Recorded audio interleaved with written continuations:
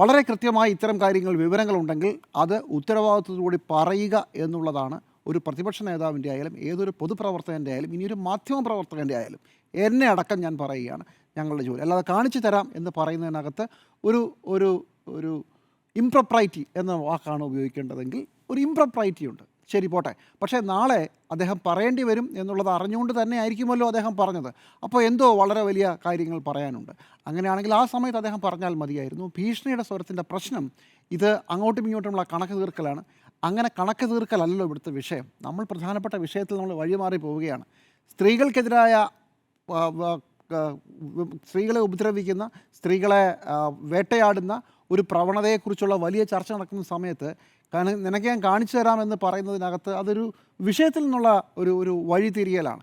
കോൺഗ്രസിന് എന്തോ സംഭവിച്ചു, അതുകൊണ്ട് CPM-നെതിരെയും BJP-ക്കെതിരെയും ഞങ്ങൾ തിരിച്ചടിക്കും എന്ന് പറയുന്നത് ഒരു കാരണവശാലും അങ്ങനെയല്ല വിവാദങ്ങൾ പോകേണ്ടത്. ഒരു പക്ഷേ CPM ഇപ്പോൾ തന്നെ ചില പഴയ വീഡിയോ ടേപ്പുകൾ ഉയർന്നു വരുന്നുണ്ട്. 5 വർഷം 10 വർഷം പഴയ ഒരു വീഡിയോ ടേപ്പ് പുറത്തു വരുന്നു. പഴയ കാര്യങ്ങളൊക്കെ എടുത്ത് പുറത്തിടുകയാണ്. ഇനി അങ്ങോട്ടും ഇങ്ങോട്ടുമുള്ള അലക്കാണ്. അതല്ല വിഷയം.